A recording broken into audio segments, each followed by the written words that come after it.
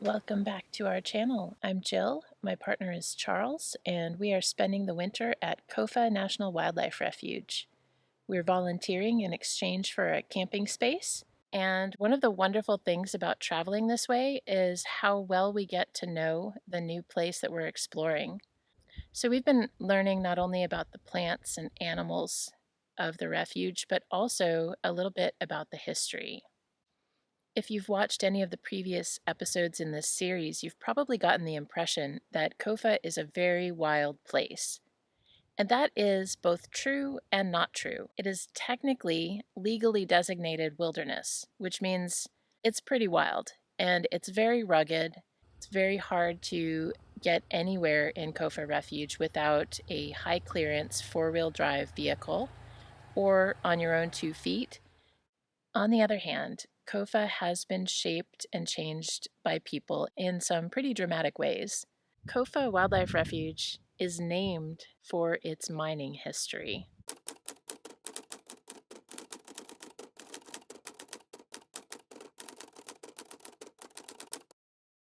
The King of Arizona mine itself is still private property and somebody actually lives there, but there are plenty of other abandoned mines around here, some of which now belong to the refuge. So let's jump in the work truck and drive down the back roads and check out a few of these mines. And just know that if you come here yourself to explore these mines, it helps to visit the office and find out more about what's private property, what's part of the refuge, how to get there, and how long it will take you. So, for example, you won't be able to see all of these mines in one day. The first mine we visited was called North Star Mine, and it's located pretty much in the dead center of the wildlife refuge. There's a cabin here that's falling apart, and it's the only building standing from a mining town that had several hundred people and a post office for about 5 years in the early 1900s. The mine itself is still privately owned, but the cabin is part of the wildlife refuge. I have such mixed feelings about places like this. On the one hand, there's something a little bit romantic about these buildings and how they make you remember, how they make you imagine what it was like to live here during the gold rush. On the other hand, mining left a lot of scars on land like this. Here's a mountain of tailings left behind by the mining of the gold here.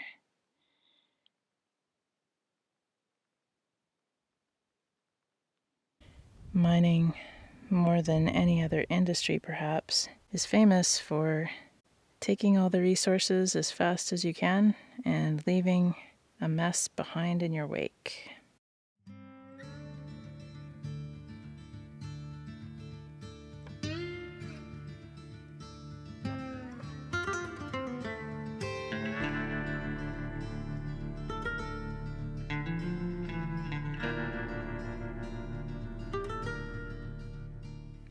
Good morning. I know I told you a few weeks ago that we were feeding the pronghorn in kind of an emergency situation, but it turns out that we've been enlisted to take care of the pronghorn once a week for the next several weeks. So we're going to head out and get that taken care of on our way, and then afterward, we're going to go check out a place called Rob Roy Mine, which used to be private property until fairly recently, and now it's part of the refuge.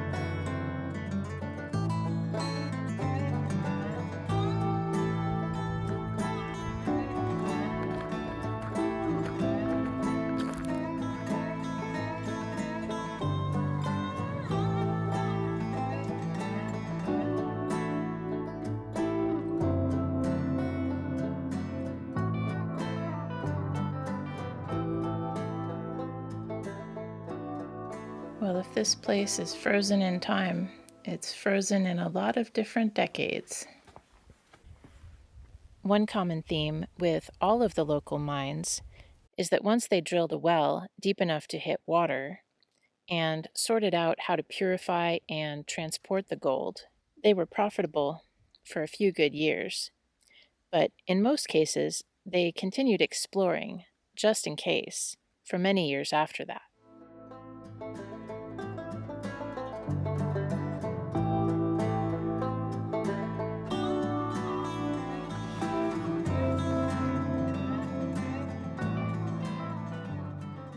This mine looks like it's in better condition than most of the ones that we've seen, and it is so tempting to go inside.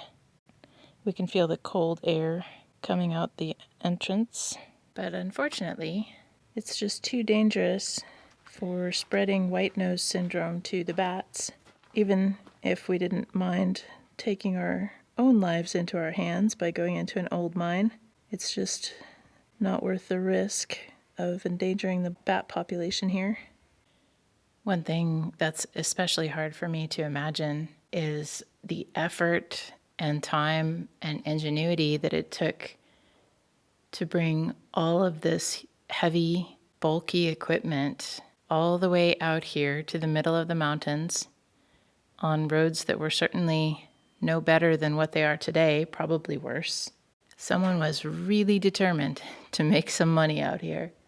As much as Charles and I have been enjoying living out here in this harsh place, I kind of doubt that the miners or the mine owners were quite as fond of it as we are. They likely would have seen it in a very different way.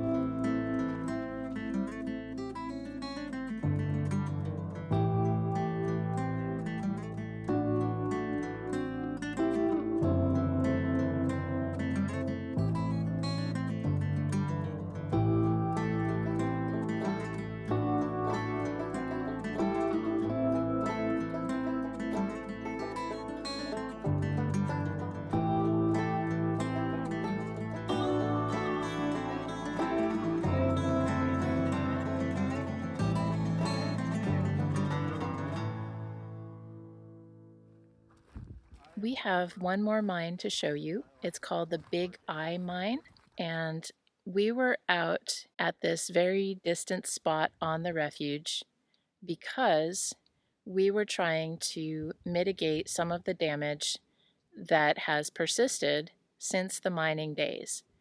And we're not talking about the straightforward damage of smashing up the mountainside. We're talking about the introduction of an invasive species through bringing in livestock to support the human population that was working the mines.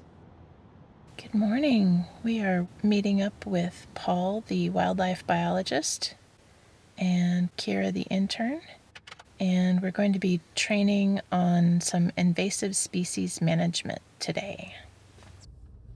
So yeah, we're out here today. We've got some buffalo grass, which is a non-native grass that has been here for years.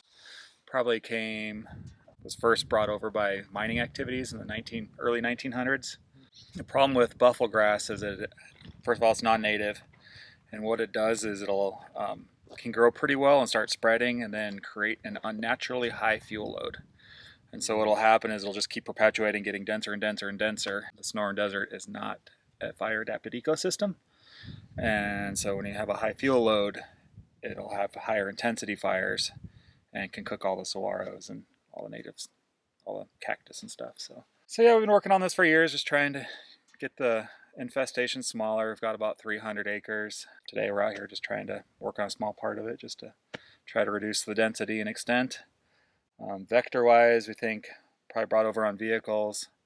Now sheep are eating it and spreading the seeds. So in certain areas you'll see buffalo grass going up on cliff faces that we don't know how we're going to get to. So right now we're just going to worry about the stuff we can get to and do the best we can. Because it's wilderness, we're taking a pretty light-handed approach. We're just going to be using hand tools today. What we're going to do is when we come across buffalo grass, we'll mark it with a GPS. Um, Actually record it into an online GIS database. If it's small enough, we'll just dig it up and bag the whole plant out. So are the seed heads still on the plant at this point? Probably, yeah. Okay. And so, yeah, just digging and bagging. It's not overly exciting, but it's important work. And so right down here are a few little seedlings. Right here and here. There's some more there. That one's got some seed heads on it that we'll try to keep from spreading. So yeah, we're bagging out all of the seeds just to make sure that we don't have a seed bank to grow new buffalo grass. So hopefully eventually we'll be done having to treat this area. This is pretty challenging. It's like finding a needle in a haystack. There's all kinds of native grasses, and then hiding is the buffalo grass, which is at least conveniently starting to get green.